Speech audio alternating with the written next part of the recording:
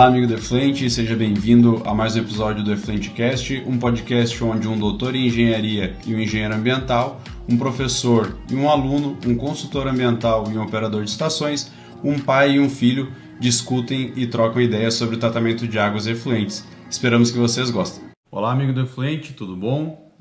Hoje a gente vai dar início aos parâmetros microbiológicos, né? A gente falou anteriormente, aí vem falando alguns episódios sobre parâmetros físicos e parâmetros químicos. Hoje a gente fala sobre os microbiológicos e mais para frente a gente começa a falar dos sistemas de tratamento e aí a gente faz a correlação com os parâmetros, né? Então, provavelmente a gente deve começar pelo mais conhecido, que são os coliformes, né? Então, acho que a gente pode partir daí, vamos... Olá pessoal, tudo bem? Então, falando dos parâmetros microbiológicos, em termos de controle de legislação, de estação de tratamento, os mais cobrados são coliformes, aí tanto os coliformes totais como os termotolerantes, e muitas vezes a Escherichia coli, né? Então, que caracteriza alguma coisa já mais associada ao lançamento de esgoto, né? E a parte importante que a gente vai comentar é sobre o fator de toxicidade, né? Então, se a gente pensar em termos de coliformes, então é uma contaminação microbiológica, na maioria dos efluentes ela está presente, né? Não tem como a gente não ter isso presente num efluente, mesmo efluentes, uma efluente lavanderia, que a gente então teoricamente não teria, né? Às vezes até uma indústria química ou farmacêutica ainda a gente tem presentes. E vai ter sempre quando eu tiver uma junção com esgoto, né? Com doméstico, com sanitário. Então, se eu tenho isso aí, eu vou ter a junção de certamente totais, né? Com certeza, aí fecais ou mesmo a Escherichia coli. Então, um processo de tratamento, normalmente a remoção é passar para processos aeróbios, né? E a desinfecção, um agente oxidante, um hipoclorito, uma luz UV, isso aí. Normalmente elimina isso com certa facilidade. A gente não tem um impacto, vamos dizer assim, mais significativo desses parâmetros dentro do sistema de tratamento, né? Mas, de fato, um controle está associado aí à questão de controle de doenças, né? De veiculação hídrica. É um parâmetro muito controlado para a parte de balneabilidade, né? Isso Hoje aí. em Santa Catarina, feito rigorosamente pelo IMA, e tem todos os dados também no site de balneabilidade, e esse é o parâmetro que é o parâmetro, ou seja, decisivo. Se eu tenho uma contaminação microbiológica, então eu tenho um alerta, eu não devo fazer, porque não é o problema o coliformes em si, né? Mas tudo aquilo que pode estar associado à presença desses micro-organismos, que sim, isso um risco, vamos dizer assim, direto, né? À saúde humana. Como um fator de toxicidade, que eu acredito é o mais importante, né? No Rio Grande do Sul ele passou a ser cobrado a partir de 2006, ele deu uma baixada, passou a não ser tão cobrado e agora se voltou novamente a fazer uma cobrança mais forte. Por que se começou a cobrar o fator de toxicidade? Ele vem a partir do quê? Ele vem, na realidade, numa necessidade de olhar para o efluente como algo um pouco mais abrangente, né? Um pouco mais completo, vamos dizer assim. Porque quando eu olho para uma DQO, para uma DBO, eu não necessariamente estou olhando para a toxicidade que isso representa dentro de um recurso hídrico. E eu tenho que olhar para isso, de novo, mais completo, né? Então, quando eu olho para essa questão mais completa, o fator de toxicidade contempla. Então, o que ele é? Por que ele veio? O que ele representa? Ele, então, é uma medição através do contato do efluente com um organismo vivo, né? Normalmente 3 níveis tróficos, um peixe, um microcrustáceo e uma alga, né? Então, porque são uma cadeia alimentar, eles representam uma cadeia alimentar, né? Então, a alga, então o crustáceo se alimenta da alga, o peixe se alimenta do microcrustáceo da alga, então eu tenho um conjunto de fatores dentro dessa cadeia. Então, quando eu tenho um efluente, vamos imaginar assim, eu sempre gosto de comparar 2 efluentes, que a gente, na nossa cabeça, imagina são completamente diferentes do ponto de vista de toxicidade. Vou pegar o efluente de uma indústria de alimentos e o efluente de uma metal mecânica. Bom, se esses 2 efluentes têm a mesma carga orgânica, vamos imaginar lá, os 2 têm 100 mg por litro de DBO, né? Então, teoricamente, dentro da legislação, os 2. Beleza. Agora, será que esse mesmo 100 de DBO que eu tenho na alimentos representa a mesma toxicidade que esse 100 que está associado a uma indústria metal mecânica? A gente instintivamente a gente vai passar a acreditar que não, eles são diferentes, né? Então os impactos são diferentes, mas como medir isso? Ah, não, mas lá no da metalmecânica eu boto alguns metais. Mas, de novo, né? Eu posso estar sim caracterizando de outras formas, mas intuitivamente eu sei que esses efluentes têm impactos diferentes, mesmo eles atendendo a alguns padrões. Eu não vou lançar um efluente no metalmecânica com metal fora do padrão, ele vai estar dentro do padrão, mas quem diz que esse efluente não é tóxico? Quem diz que dentro daquela DQO eu não tenho algum componente tóxico, sei lá, um residual de uma tinta, por exemplo, um composto fenólico que vem de uma tinta, que esse composto não é tóxico.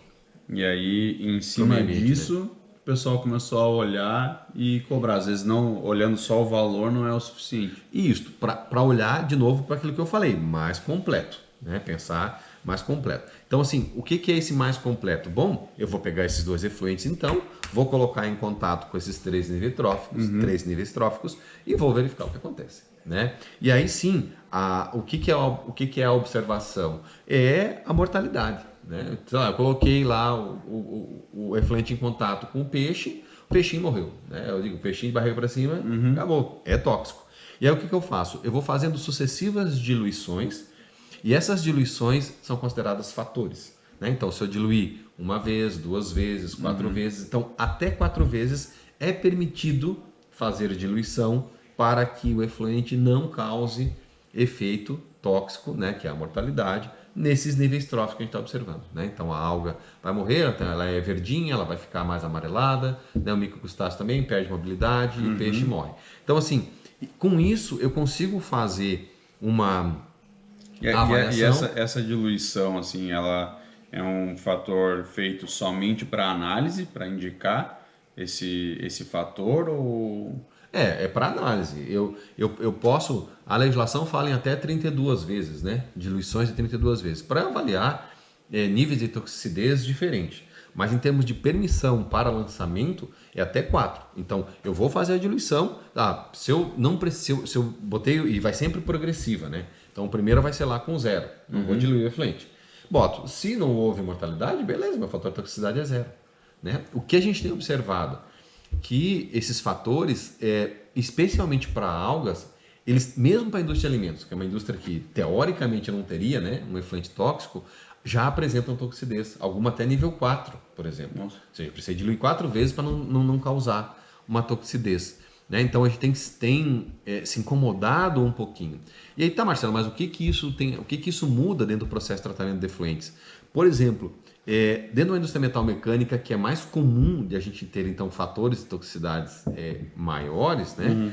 Eu acrescentar processos biológicos. Por exemplo, fazer uma mistura de tratamento de efluente sanitário, né? Então pós-fosse-filtro, por exemplo, eu acrescento um sistema biológico, lodos ativados, por exemplo, e coloco o meu efluente tratado da indústria metalmecânica junto com esse efluente. Com isso, eu diminuo a toxidez, porque eu então junto um efluente que não tem toxidez, que é o sanitário, com o que eu tenho toxidez, que é o industrial, e isso tende a provocar uma diminuição de toxidez. Né?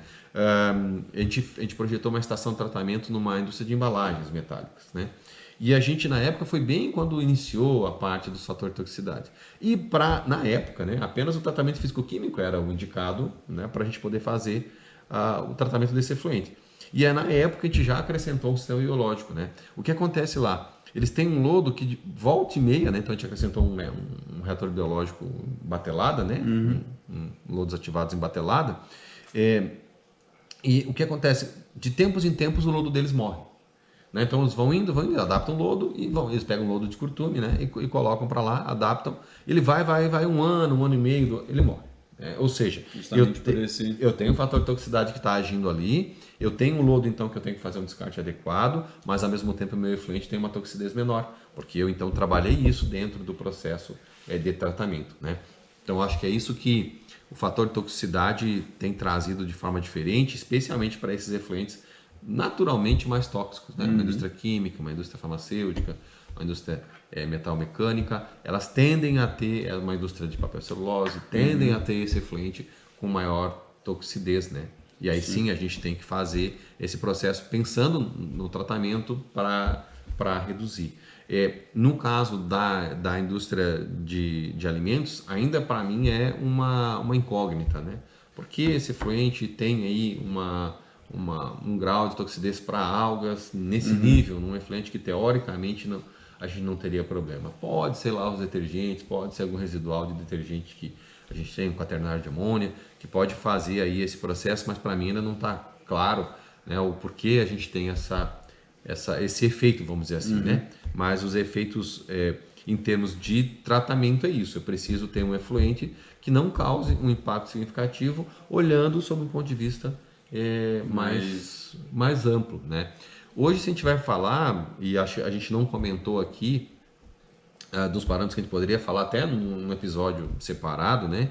Que vem muito para saneamento, que é a parte dos efluentes, dos contaminantes emergentes, né? E muitos deles, mas por que eu falo aqui? Porque muitas avaliações têm sido feitas hoje, pesquisas que estão sendo realizadas hoje, são realizadas com peixes, né? Para poder ver qual o efeito tóxico de alguns componentes, um residual de fluoxetina, algum outro tipo de hormônio que a gente vai ter, um antibiótico, enfim. E os resultados têm mostrado que isso sim causa um efeito, né? Muda o comportamento do peixe, não só a questão da mortalidade. Então, certamente a gente vai evoluir bastante nisso, olhando para aquilo que nosso efluente tem, que não só mais aqueles parâmetros macro, DBO, DQO. Vamos achar alguém para falar sobre isso. Isso aí, temos sim. temos. Ixi, vamos entrar tem em contato. especialista nessa área aí. Não, então vamos fazer um episódio desse.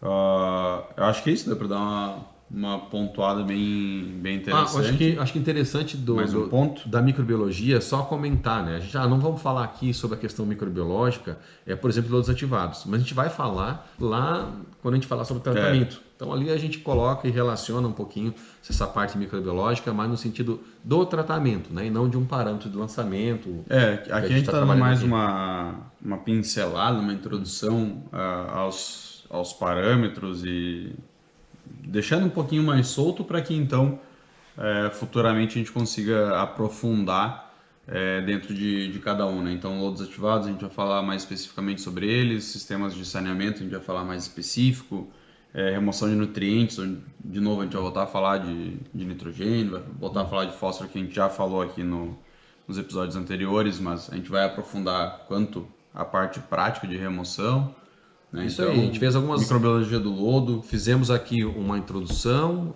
fizemos aqui uma relação e a gente vai amarrando isso à medida que a gente vai falando sobre os processos de tratamento ou mesmo que a gente vai falando com os nossos convidados de assuntos específicos, né? Com certeza tudo que a gente falou nesses episódios sobre parâmetros, a gente vai retornar e amarrar dentro dos processos de tratamento. Já procuramos fazer alguma coisa agora. Isso.